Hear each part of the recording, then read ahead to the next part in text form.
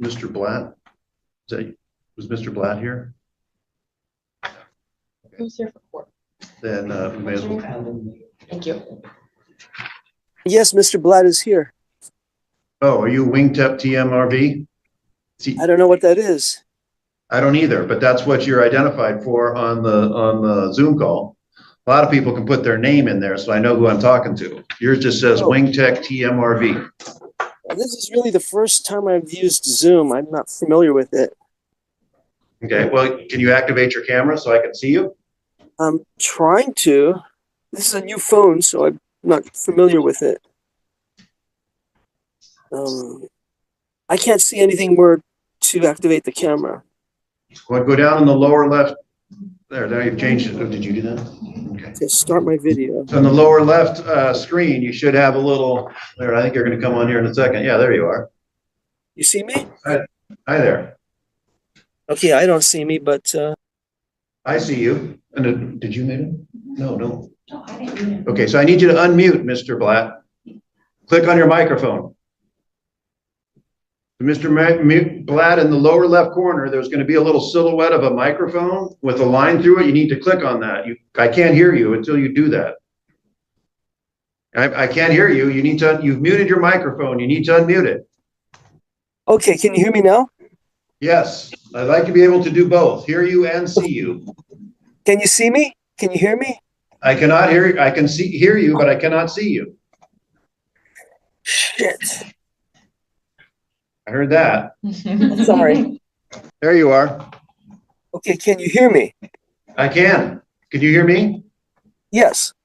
Perfect. And I can see you, so don't change a thing. All right, I won't touch it.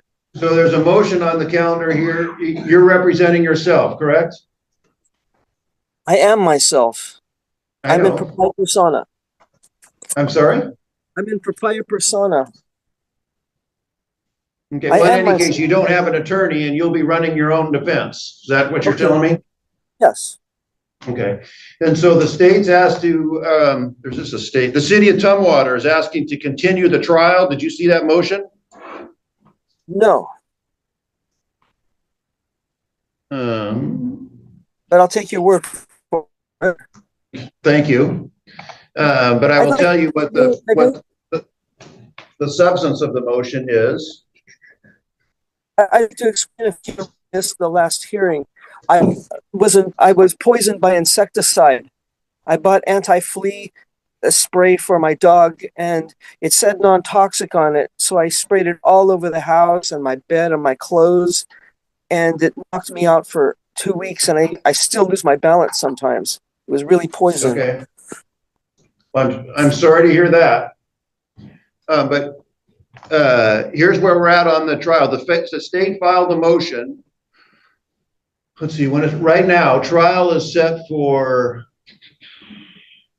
confirmation is October 22nd, in 2 days. And then the trial is set for October 29th and 30th. The state's asking to move that because they have a witness issue. One of the police officer apparently is not available on that time. And so they want to move the trial maybe a week or two. And I guess I would get your position on that request. Well, what'll happen if I decline that, if I object to it? Well, then they're asking, then I get to decide whether or not the state has shown good cause to continue the trial or not. And then one of two things can happen, I guess. You're objecting, I can sustain your objection, not continue the trial, and then the state would probably be out of luck. Or I could find good cause because a material witness is unavailable, and then I can go a little bit beyond when speedy trial is to allow the trial to take place with the state's witness. And I can tell you a couple of things. One thing that this is a fairly common occurrence from both the defense and the state. And if a defense comes to me and says, hey, look, I need these witnesses to defend my case, but they're not available, can we move the trial? I'll generally accommodate that. I'll let people put on their defense. But the same is true for the state. If they have a witness, and I think who is material to their case, and they can't proceed without, I'll give the state some leeway to find good cause and reset the trial to when the witness can appear. So that might be a spoiler alert, but it's up to you. You don't have to agree. No one's asking you that. I'm just asking, I'm telling you what the state's asking. I'm telling you what generally happens in situations like this. And I'm just asking for your response, and then I'll make a ruling. Okay, if you deny the prosecution's request, then the trial would be held in 2 days? No, the trial, I don't know what would happen if they denied the state's request. Then if the state can't proceed, they can't. But I think Okay. I kind of hinted that generally I grant this type of motion, but because I want to be upfront with you. But it's Yes, up to you as to how you want to decide. Well, I object to their motion. All right. I'm going to find good cause to continue the trial because of the state's unavailability of a state's witness. I'm going to ask Ms. Kidmacher, when's the soonest available date that you can be ready and have a trial? And I'll set it for that date. Your Honor, my understanding is the officer is unavailable through November 8th. Other than that, I don't have notes as to other unavailable dates. So what we're going to do then, Mr. Blatt, we're going to set the trial for November 17th and 18th, and then we'll have confirmation on, we put these on November 12th, which is a Wednesday at the afternoon. May I ask something? Yes. As I understand, the hearing I missed was the motions hearing, right? No, this is the motion hearing. Okay, I'm not prepared because, as I said, I was sick and I'm still recovering. No, but the motion is, hang on just a second. The motion is to continue the trial. And I've already asked you what your response to that is. Oh, so it's the prosecution's motion, but I also, Yes. didn't I also notice a motion hearing? Okay, we can renote that if you want. What I didn't see that. That's not Yes, what I'm please. here for here today. When did you ask for that motion hearing to be held? Oh, I see. Your Honor, at the hearing back on September 3rd, I see a note for a motion hearing set for today. Defendant must file his motion no later than October 6th. And Well, that was me. Yeah, did you ever file anything? I don't think so because, like I said, I Because you were was sick. I get it. Yeah, all right. Well, you're still free to, let's see.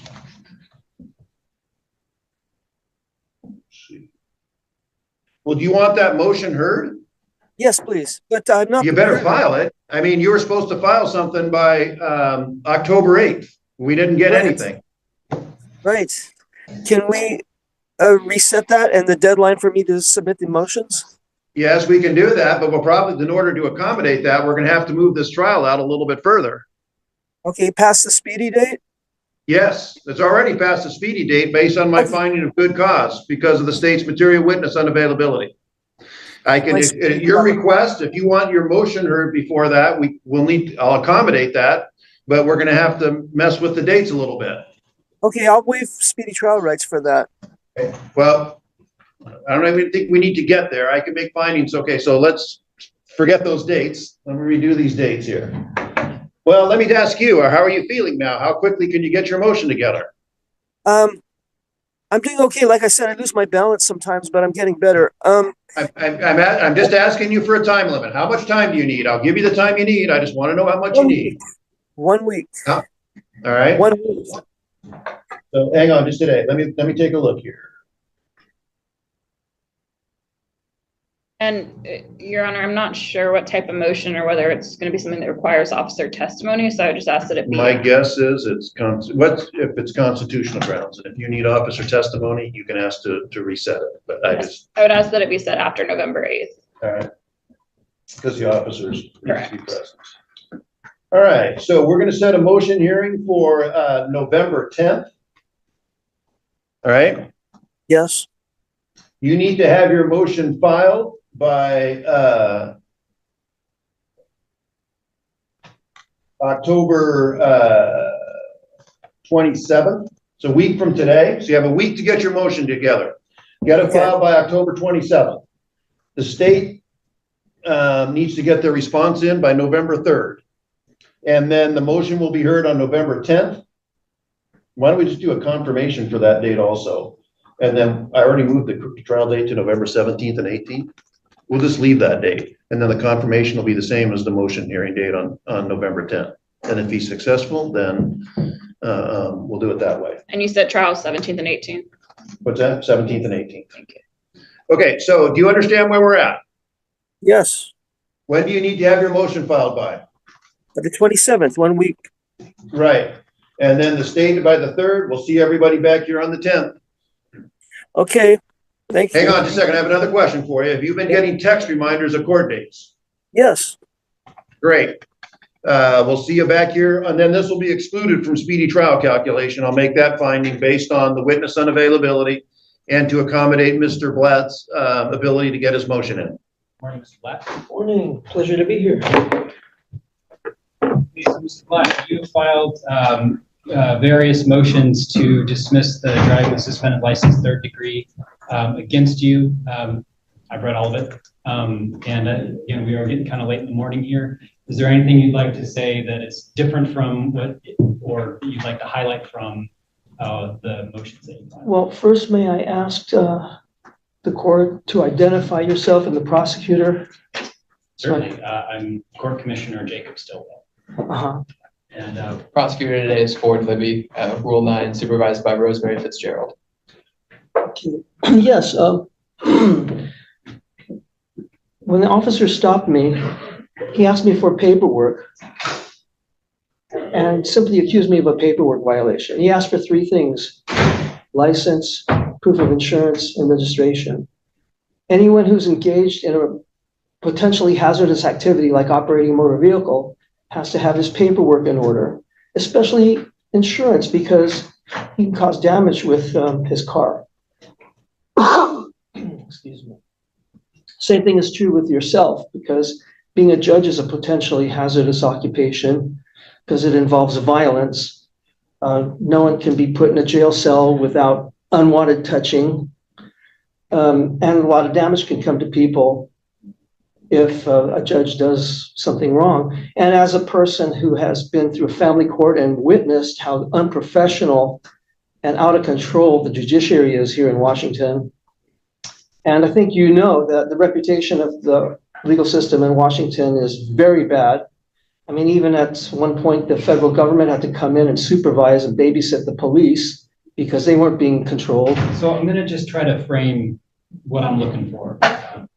Because again, I did read what you briefed, and so maybe it would be helpful if sort of I outline my thinking here. I'll give you a chance to respond. I'll give the chance for the city of Tumwater as well to weigh in here. But let me just kind of start where I'm at. That sounds good. Sure. Okay. All right, because I know a lot of your arguments are sort of based on sort of overall authority to enforce these laws against you. So I'll sort of start there.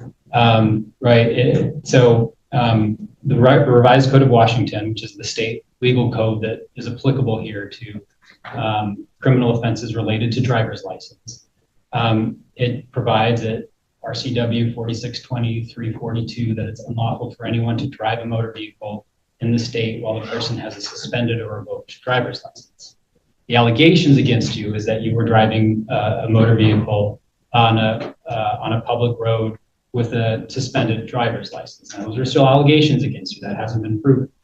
But the city of Tumwater is within its authority to pursue that prosecution because you were allegedly driving a car with a suspended license.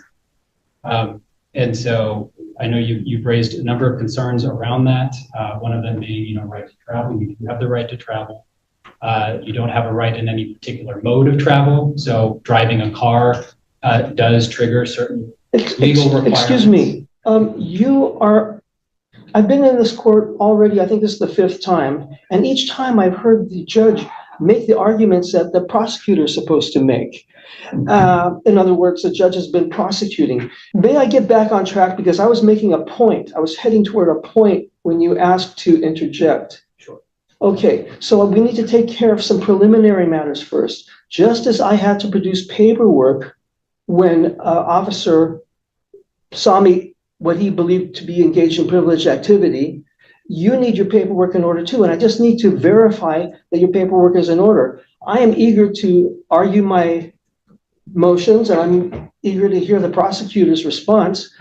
But first, we need to know if you have your license to operate, which is your oath of office. That's analogous to a driver's license. It's because nobody has a right to be a judge. It's a privilege. And also your bond, your official bond through a surety company is analogous to an insurance for a driver. Because if I'm injured in the course of these proceedings, I need to know that I can be compensated. So you're welcome to file a public records request asking for any documentation around my authority as the court commissioner or anyone else in the. Right, and I couldn't do that because I didn't know who would appear today as a judge. I mean, I asked before and I couldn't get a clear answer. Also, your bond is supposed to be filed with the county clerk. And with your permission, I mean, I want to make it easy for you. Don't want to make you produce it for me. I could go around the corner, it's in the same building here, and verify that your bond is filed with sufficient sureties. So we're not going to do that today for relevancy purposes here, because what's relevant here is not anything related to me. It's related to allegations against you driving. It absolutely is relevant to you because it's all about whether you have jurisdiction, and you don't have jurisdiction without your oath of office timely filed and a bond with sufficient sureties. And I have a pocket brief here that I'll give you the court and a copy to the prosecutor to show you. I'm going to stop you again, and I don't mean to interrupt here, but you have the opportunity to look at those documents. If you're able to find documents in any way, indicating that we don't have the proper authority to operate as a court in this case, you're welcome to get those documents and present them. But we're not, during the course of the prosecution, going to chase down every indication without any supported evidence that something's amiss here. So if you have something through a public records request, you're able to bring it, but we're not going to chase down all of those arguments as they pop up. We're not going to play whack-a-mole necessarily with arguments being made without evidence.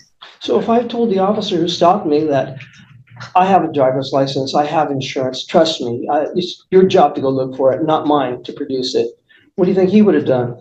Well, I don't know. I wasn't there. Well, we all know what he would have done. He would have said, that don't cut it. So these are all comments that you made in your briefing. So I'm going to, again, remind you, I've read those arguments that you made. I'm going to give a copy of my pocket brief showing that the judge and prosecutor both require bonding and insurance. And with your permission. And if you have evidence that there hasn't been proper bonding, you can certainly bring it. Well, that's my evidence, my testimony here. Right. Well, you're not alleging it hasn't happened. I am alleging it hasn't happened. Whatever. I am alleging that. Whatever. With your permission, I'll give the court a copy of the pocket brief I just gave to the prosecutor. Sure. But then I'm going to turn it over to the prosecutor to have an opportunity to respond. Isn't it my turn to present my motions? Yes, and you have, and you. No, I have not. You have. You provided written motions. You've been given some time to sort of summarize what your arguments are here. So we also want to hear from both sides. I need to make a statement for the record so the appellate court can understand. Well, it's 11:33. You got till 11:40. And I'm going to turn it over to the city time. Well, if the prosecutor wants you to take 3 months out of my life, you have to give me enough time because the taxpayers are going to pay for this. You see, when the officer first stopped me, it was mistakenly thought that I would pay the $66 fine or however how much it is. And what's going to happen is the opposite. The plaintiff is going to house me, clothe me, feed me, take care of all my needs, medical needs and everything. And I'll get to watch television. I love to watch television. And I love to kick back and relax. And that's what's ultimately going to happen. But we're going to go through due process first. I won't be denied due process. So every district judge, this is RCW 3.34.080. Every district judge pro tempore, and district court commissioner shall, before entering upon the duties of office, take an oath to support the Constitution of the United States and the Constitution of the State of Washington. And as far as bonds, every judge of a municipal court before entering upon the duties of office shall take and subscribe the following oath or affirmation. I do solemnly swear or affirm that I will support the Constitution of the United States and the Constitution of the State of Washington. The judge shall also give such bonds to the state and city for the faithful performance of the judge's duties as may be by law, ordinance, or directed.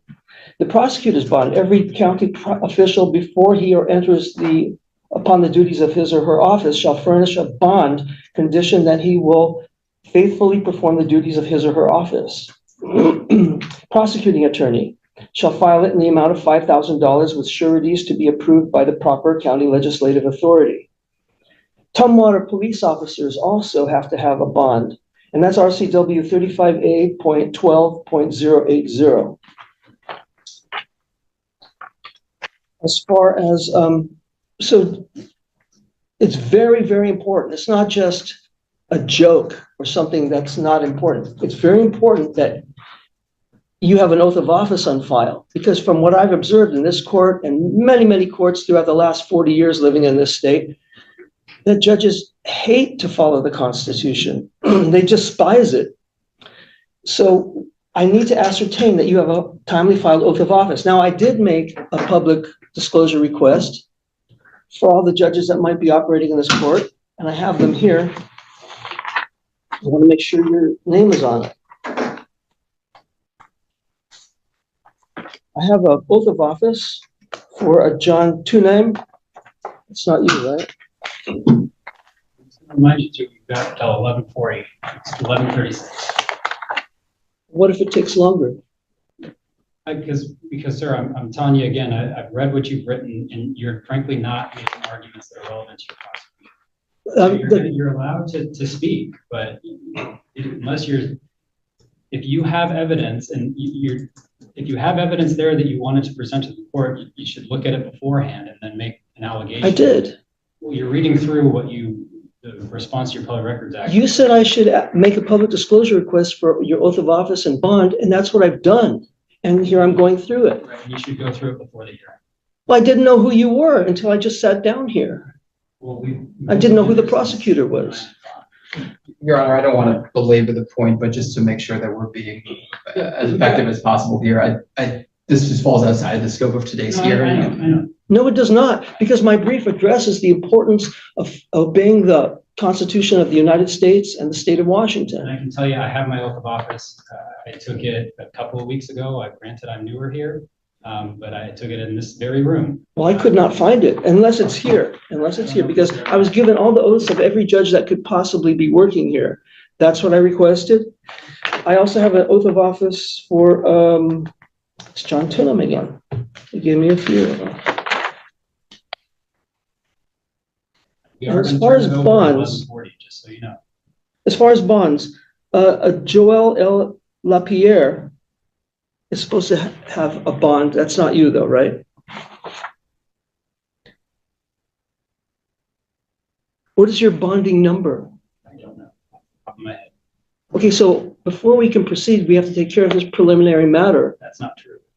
Well, You are welcome to bring evidence that I'm not a correct judicial officer for this, but again, we're not going to play whack-a-mole. well, you're supposed to prove it to me, That's just not like the I was case. supposed to prove it to the officer that stopped me, that my paperwork was in order before engaging in a privileged activity. I certainly believe that, but that's not the law. You don't, can you cite the law then? No, you're asking me to cite a law that doesn't exist. A judicial officer does not need to present their bonding number to every defendant. But you need to have a bonding number, and we've determined that you don't. I requested the bonding information and the oaths of office of every judicial officer that could be working in this court, and they gave it to me all here, but your name doesn't appear to be on it. Well,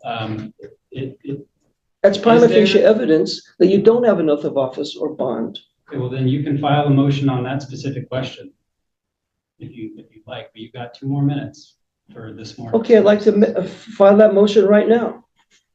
You don't have it. You got to go file a motion. I can make a verbal motion. I can make it orally. Do you want me to find the RCW, the statute that allows me to make it orally? Sure, and then you can go and you'd have to, well, I can't give you legal advice, but You gave me a lot of legal advice I'm today. explaining what the law is. The prosecutor said nary a word. You got one more, well, because we've been giving you a chance to speak, and you've got one more minute before we're turning it over to the prosecutor. Well, I have to determine whether we have jurisdiction here. No, that's not up to you. Well, it's up to you, but you're not making a decision on it. Because we do have jurisdiction. I'm telling you, I have an oath of office. But that's not enough. Me telling the police officer I have a driver's license is not enough. The allegations that you did not have a valid driver's license. Yeah, a surgeon telling his licensing authority, I have a license, without proving it is not enough. We have prima facie evidence here that you don't have an oath of office or bonding. And the Constitution, you say you have an oath of office, well, that means you swore to uphold the Constitution. And the Constitution requires you to have an oath of office timely filed. And RCW Title 42 says if you don't have it timely filed, you're not lawfully in office. That means that you can't preside over this hearing. And to the extent you want an answer right now, I'm denying that motion. If you want to file something in writing that goes into that in more detail and provides some kind of evidence that I don't have authority, you're able to do that. I don't know when you made your public records request. It might have been before I took my oath of office, but we're out of time for your arguments at this point. How do you spell your name? S-T-I. S-T-I. L-L. L-L. W-E. W-E. L-L. L-L. First name Jacob with a C. Okay. I'm going to not participate in an unlawful hearing. So I'm going to go over to the clerk's office and try to get your oath of office and bond. And if they have it, I'll be back here and let's proceed. I'm actually eager to do so. Well, we're going to have to file a motion. We're not going to probably be here anymore when you come back. We close up at noon. You don't operate after lunchtime at all? No, the calendar is going to end at noon. So if you find something, you can file a motion, but we're not going to stay open just so you can go do your public records. Okay, well, I came here at 9 o'clock because I thought things would start then, and I had to endure watching all this. So we're out of time at this point. So that's what I'm going to do, because I'm not going to participate in an unfair hearing where there's no jurisdiction. I will file another motion. Final comments here, because we got to move on. My final comments are this. We're going to assume that you don't have an oath of office timely filed or bonding, so you can't proceed over this hearing. You can It's go get simple. evidence of that. You can come back, but until then, we're going to, unless the prosecutor has anything to say. Okay, so then since I object, Sir, I'm moving it over to the prosecutor. so since I'm Sir. wait, I have a right to make my motions. I have a right to argue my motions. Sir. I brought this hearing. I understand. Not the We're going to prosecutor. move on. I brought this hearing, not the prosecutor. We're going to move on. So I'm going to ask you to recuse yourself since you're not well. All right, well, if there's been a request for recusal, perhaps I won't be here at the next hearing, but that's going to be it for today, okay? Free to go.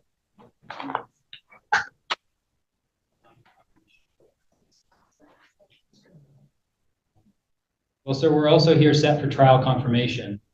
You have a jury trial set. I haven't even answered the plea yet. Well, you don't have to. I mean, the state is moving forward. Probable cause has been found. You've elected to represent yourself against. I am myself. I don't represent myself. I am myself. Well, are you ready to proceed to trial on November 17th? First, I have to be advised of the nature and cause of action and enter a plea. And I have to verify that the judge, which keeps rotating, is lawfully in office. I mean, I'm not trying to throw monkey wrenches in this or anything or give you a hard time. I'm just trying to require due process. You were arraigned on June 26th, 2023. Determination of probable cause was found. Your Honor, just to, Well, you said I'm free to leave, and you're not lawfully in office, so I'm going to leave. well, Your Honor, if the defendant's going to walk out, I would request a bench warrant be issued if he's just going to walk out of his own trial confirmation. Right, sir, are you here with him? Is that the two of you speaking? Hard to hear. I was asking if the two of you were here together. I can't hear. Were you here with Mr. Blatt? I don't have a case here. Okay, were you here with Mr. Blatt, who was just up here? I can't really hear you. I'm getting a hearing aid. Why are you here? But I haven't had all the tests yet. Okay. Why are you here in court today? Oh, I'm just here to observe. With Mr. Very Black? interesting. Okay. I watched the body language. Okay. I watched the behavior panel on YouTube, and I'm watching this video to watch the body language. All right. Thank Very you, sir. interesting. Okay. Thank you, sir. Can I go You're free to now? go. Yes. Okay. All right.